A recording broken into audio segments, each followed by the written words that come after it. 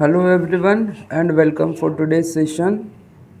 In chapter number 2, today we will start with new topic monetary policy. A simple meaning of monetary policy is it is a policy of central bank. Central bank, it means a governing bank, a bank which controls every banking activities. In context of our country, in context of India, it is Reserve Bank of India. So a central bank means simply a regulatory bank, regulatory body of banking industry. It is a policy of central bank which mainly concern with demand and supply of money in market. In market, a specific demand, a specific supply is maintained by Reserve Bank as per the demand. The main aim of controlling the demand and supply of money in market is to control the situation of inflation and deflation. The other definition of monetary policy is it is a process by which either the government or the central bank or the monetary authorities, either of these three, mainly in our country it is controlled by central bank. So it is the process by which either the government or central bank or monetary authority manage the money supply in market to achieve a specific goal like constraining inflation, that is controlling inflation or deflation, maintaining exchange rate with the other currencies, achieving full employment, economic growth, etc. So there are multiple objectives of government, of Reserve Bank, to control behind the controlling of monetary policy, but mainly it is used in controlling inflation and deflation. And when inflation or deflation is controlled, it will also results in the growth of economy. Further, it is sometimes also used to control the exchange rate of our currency with the other currencies. So that is monetary policy.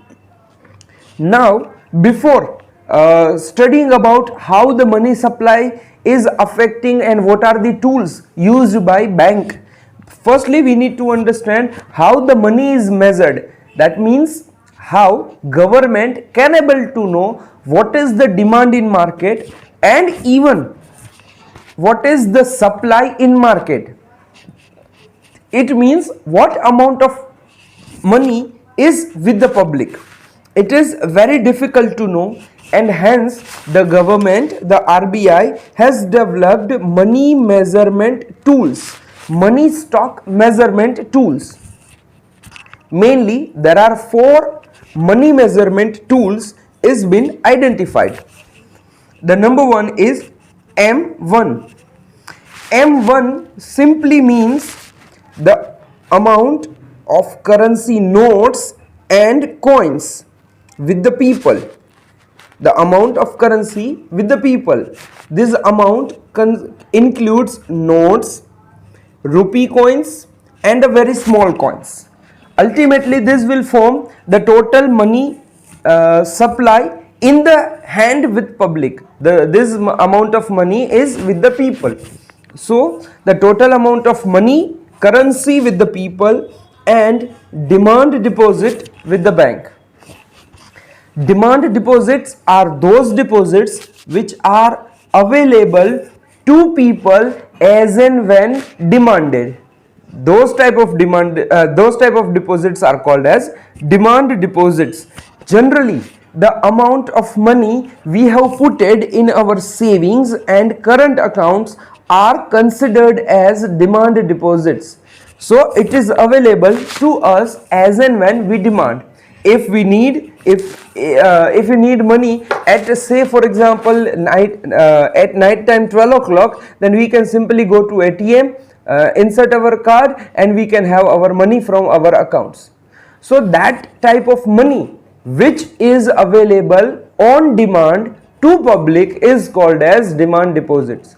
So simply M1 means the notes, currency currency notes and coins with the people on hand, as well as the amount they have deposited in savings and current account.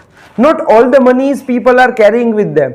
They keep certain amount of money with them and remaining they put in their saving account or current account. So total of this two is M1. The second measure is M2. M2 means M1 plus post office saving bank deposits. M1 includes, already we have discussed, M1 includes currency notes and coins with the public, demand deposits with the bank, and post office saving bank deposits.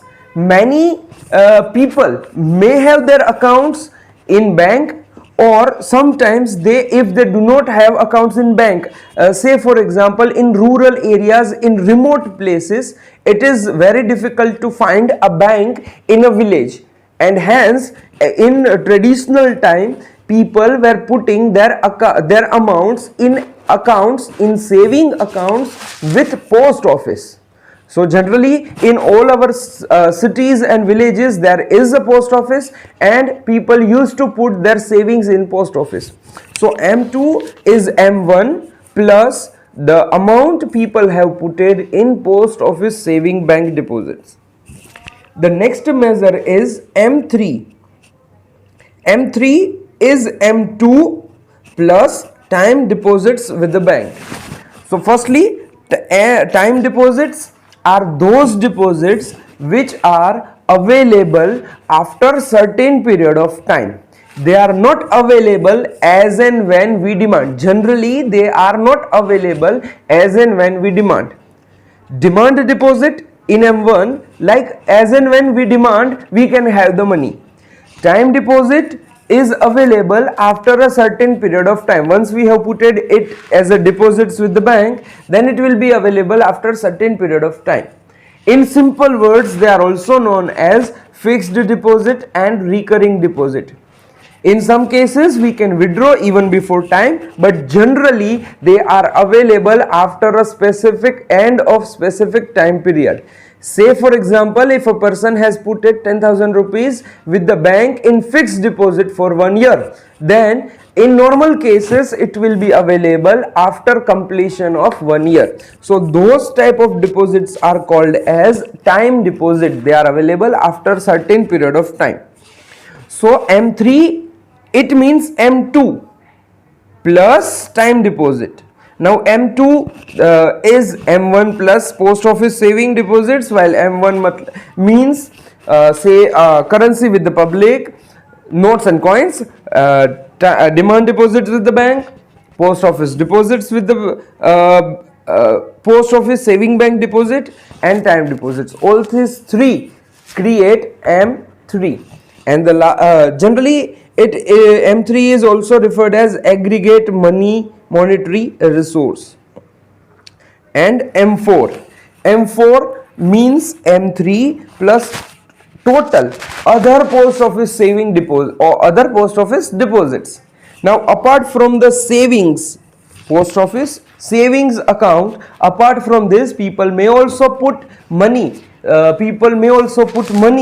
in post office in terms of fixed deposit, in terms of recurring deposits, and many other deposits. So people may also buy certain type of fixed securities like Kisan Vikas Patra, Indira Vikas Patra, etc. So all this amount of money which is deposited with the post office other than saving accounts are included in M4. So a total of M1, M2, M3 and M4 ultimately measures the total amount of money that is in circulate in market. In circulate, they are in a circulation, they are in market, and on this basis the government, then the central bank, then decide the controlling of supply or allowing free supply of money.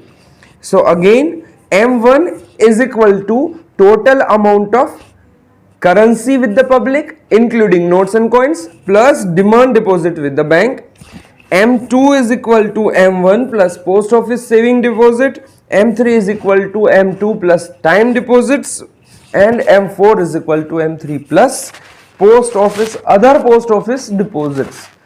So all this ultimately create total measure of money stock. So that is all about today's session. Have a nice day. Goodbye.